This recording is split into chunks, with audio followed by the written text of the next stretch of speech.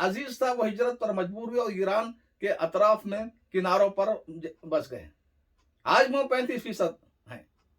लेकिन पाकिस्तान उलमा को पता नहीं गैरत शऊर नाम से कोई चीज है कि नहीं है। यहाँ 3% पाकिस्तान में शिया है। लेकिन अभी हमने देखा आज भी, अभी जो यूएनओ के सेक्रेटरी जनरल आए थे तो उनके साथ में कौन था? यही बिलावल भुट्टो। बल्कि ये को बोलने नहीं देता था शहबाज शरीफ को, ये आगे आगे बोलता था। और ये सारे ये जो खबीस हैं जिसने पूरा मुल्क के सरमाया पर कब्जा कर रखा जरदारी, उसके पालतू कुत्ते ये सईद गनी हो या ये जितने भी हैं सारे पीपल्स पार्टी के, वो उनकी पूरा मुल्क पर उनका कब्जा है। और ये दलाल बना हुआ है फजलुर रहमान उनका, पहले उनका था अब उनके बेटों का है और क़यामत तक दलाली करता रहेगा लगता है। और वहां के उलमा क्या कह रहे हैं, क्या समझ रहे हैं, समझ में नहीं आता।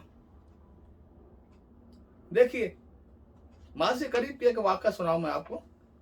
एक मशहूर हस्ती थी वहां शेख मूसा जारुल्ला, जो रशिया के 3-4 करोड़ मुसलमानों की बड़े इमाम थे, दीनी शख्सियत थे। और उनकी किताबें उस जमाने में ईरान तो क्या, इराक, शाम, अरब, सारी दुनिया में और हिंदो पाक में पढ़ी जाती थी। उन्होंने कोशिश की शिया सुन्नी इत्तेहाद की तरतोड़ कोशिश की, लेकिन जब देखा हकीकत सामने आई कि ये मुनाफिक हैं, ये भाई बन के गला काटते हैं ईरानी, बिल आखिर उन्होंने अल वशिया फी नकदी शिया जैसी लाजवाब किताब लिखी, अल वशिया फी नकदी शिया, और इत्माम हुज्जत कर दी आइंदा मुसलमानों को कि कभी भी इनके धोखे में मत आना, ये मुनाफिक कभी तुम्हारे भाई और दोस्त नहीं बन सकते। इस तरह कुवैत यूनिवर्सिटी के एक मशहूर प्रोफेसर हैं जो कुवैत यूनिवर्सिटी में शोबे इस्लामियात के जिम्मेदार हैं, डॉक्टर अब्दुल्लाह नफीसी। ईरान का जो सियासी इदारा है दफ्तर मुतालात, उसकी दावत पर हर साल जाते रहे, ईरान के मेहमान बनते रहे, खमीन से लेकर जितने सदर जितने आयतुल्ला सबसे मिलते रहे। ईरानियों का गहरा मुताला इनका है। ईरानियों के खतरनाक अज़ाम जब उन्होंने देखे और धोखा खाया तो पर्दाफाश करने में मसरूफ हुए। और आज उनकी किताब आप पढ़कर देख लें कि वो क्या ईरानियों के बारे में क्या बताते हैं। देखिए असल में फिर पहले भी अर्ज किया, बनी उमैया इस्लामी अरबों की थी, इसमें तो उनको गुंजाइश नहीं मिली राफजी शियों को, ईरान को। लेकिन उसके बाद बनी अब्बास आ गए, तो बनी अब्बास को तो अहले बैत की मोहब्बत के नाम से फिर घुस गए। उनके जितने आवान थे सारे ये बन गए ईरानी, उनकी बीवियां सारी ईरानी, उनके परचम ईरानी, और अबू मुस्लिम खुरासानी यानी ईरानी था। इस खबीस की मदद से हासिल किया था बनु अब्बास ने। और इसने उम्मत पर ऐसी कार्य ज़रब लगाई कि लाखों यानी तकरीबन 50 लाख से ज्यादा मुसलमानों को शहीद किया अबू मुस्लिम ईरानी ने। और शी मकासी के लिए बर वक्त मुसलमान कभी भी बेदार नहीं हो सके। देखिए हारून रशीद का दौर है, वहां एक और ईरानी साजिश, आपने बरा मक्का का वाक़या सुना होगा, जो वज़रा सारे बने हुए थे, अब सब पर अंदर से कंट्रोल कर लिया था। लेकिन हारून रशीद को भनक लग गई कि ये शरारत हो रही है राफजियों की तरफ से, तो उसने हारून रशीद ने इनका सफाया कर दिया। बाद में फिर और ऐसे कमजोर खुलफाया तो जिस बात फिर दोबारा ये हावी हो गए राफजी और शिया। आप देखें कि बाद में इब्न अलकमी, ये नसीरुद्दीन तूसी के वाक़यात पढ़े होंगे, ये कौन थे? तातारियों चढ़ा कर लाने वाले थे, उनके 10 तो बाजू थे और आलम इस्लाम को तबाह करने वाले थे। एक बहुत बड़े डॉक्टर सरबर ज़ैनुल आबिदीन गुजरे हैं, बल्कि मेरे ख्याल में मौजूद अभी उनकी मशहूर किताब है जा दौरल मजूस, मजूसियों का दौर आ गया। उसको आप पढ़ें तो पता चलेगा कि उन्होंने पूरी तरह वाशकाफ अंदाज में इस बात को खोल कर लिखा कि अमेरिका रूस ने किस तरह खमीनी को हीरो बनाया, कामयाब कराया और उसकी पुश्त पनाही की और फलस्तीनी मुसलमानों की तंजीम हमास को खमीनी ने दोस्त बनकर किस तरह तबाह किया और इसराइल के रहम करम पर मरने के लिए छोड़ दिया। एक तो अरबों ने, इन जहलों ने भी फलस्तीनों से ये सुलूक किया, मजबूरन फलस्तीनी मुसलमान को पनाह ईरान से हिमायत लेनी पड़ती है थोड़ी बहुत। अब जो मौजूदा मशल है खालिद मशल, उनको फिर ईरान ने जोर दिया कि नुसैरी जो हैं उनकी हिमायत में बयान दो। कोई ईमान जर्रा भी हो तो ऐसा नहीं कर सकता कोई भी। तो ईरान ने क्या किया, उनको जो दफ्तर दिला हुआ था दमिश्क में, उस पर कब्जा कर लिया और खालिद मशल जो है मजबूरन जो यहाँ पर आ गए, कतर आ गए। तो हमें हमेशा से बेदार रहने की जरूरत है। और एक बात और भी समझनी चाहिए कि रावजियों ने आलम इस्लाम को तबाह करने का किरदार सिर्फ फलस्तीन तक नहीं है, खिलाफत तक नहीं है, अरबों तक नहीं है, बर सगीर में भी उनकी तबाही हर दौर में होती रही। देखिए, जब हुमायूं गया ईरान में पनाह लेने के लिए तो उसको पहले शिया बनाया।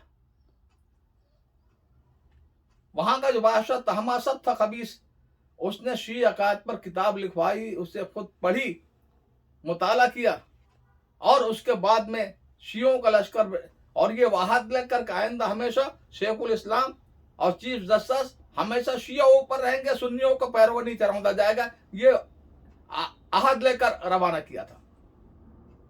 और पूरा आप ये दौर देखे, हुमायूं के बाद अकबर, जहांगीर, सारा दौर असल शी दौर था।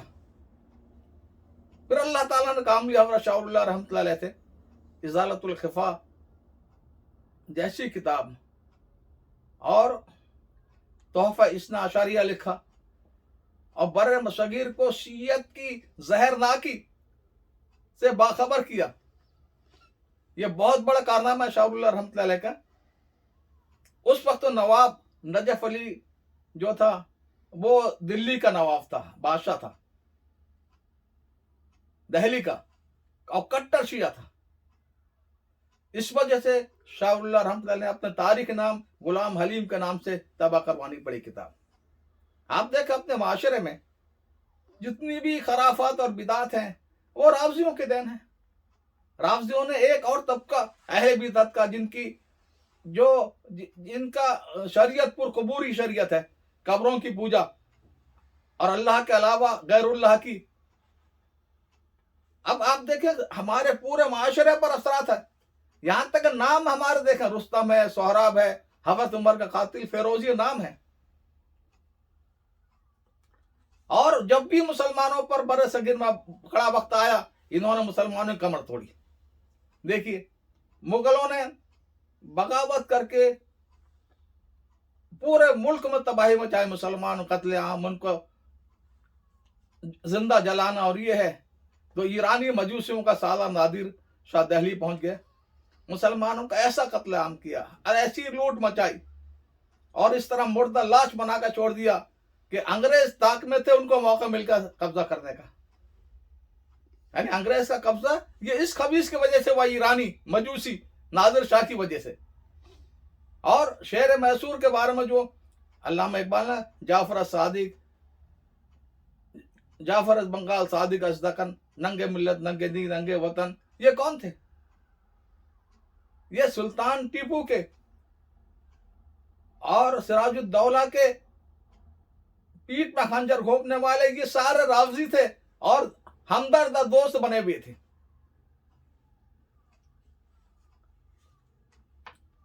मैं अभी आपको अर्ज किया कि ईरान का जो रावजी इंकलाब था उसको यूरोप और अमेरिका ने बहुत सहारा दिया और खमीनी की शख्सियत को हीरो बनाया और बहुत रोल अदा किया। अब पूरी दुनिया मुसलमान धोखा खा गए।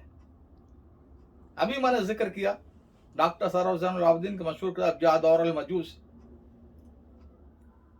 के, उसमें देखें तो पता चलेगा कि किस तरह ये हर दौर में दुश्मन इस्लाम से शिया मिले हुए हैं, रावजे मिले हुए हैं। आजकल एटमी प्रोग्राम की पाबंदियों का बड़ा शोर मच रहा है, हालांकि یہ صرف یہ ہے کہ ایران کو 2 بار مسلمانوں میں شامل کرنا. ایران شور مچا ہم پر ظلم ہو رہا اور ایران اس کے دھوکے میں مسلمان اس کے دھوکے میں آ جائے. اس طرح جو بیت المقدس کے بارے میں ایران الٹے بیان دیتا رہتا ہم یہ کر لیں گے وہ کر لیں گے، یہ صرف مسلمانوں کو دھوکہ دینے کے لیے، بلکہ اسرائیل کے ذریعے سے مسلمانوں کو ملیامیڈ کروانے کا حربہ ہے. جو وحشی بشار جو ہے ایران کا تعاون سے سب کچھ کر رہا ہے، اور ایران ان کافر جانتے ہیں پھر مدد کر رہے ہیں. کیوں کہ اصل تو دشمن مسلمان ہیں ان کے. ایران نے حمایت کا ڈھونگ دے کر اور شیعہ سنی بھائی لگا کر ہمیشہ ہمیں دھوکہ دیا ہے.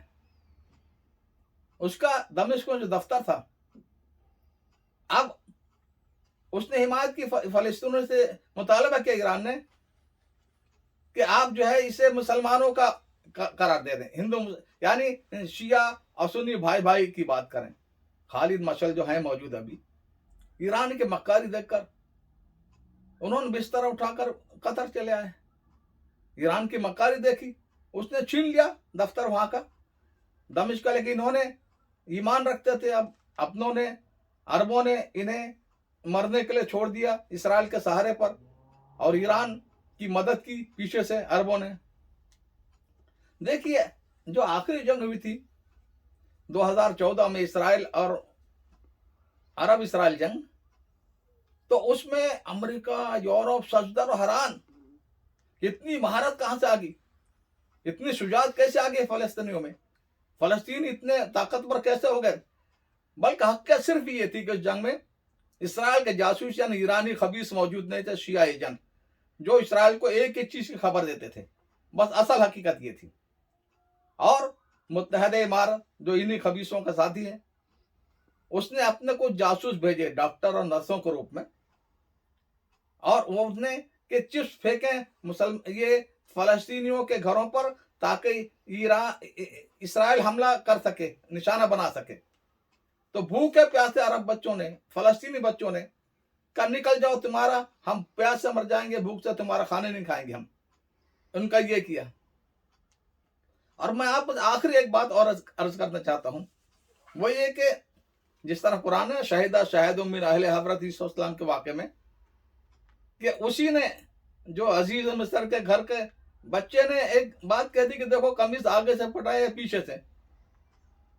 اگر پیچھے سے پھٹا تو معلوم حضرت عیسیٰ بھاگ رہے تھے، اس نے زبردستی وہ کرنا چاہا. تو اس طرح آپ دیکھیں پروفیسر بہت بڑے ہیں ایران کے، ڈاکٹر ترسون کے روپ میں، اور جو امریکہ میں جتنے ایرانی ان سب کے رہنما اور ہیرو بنے ہوئے تھے.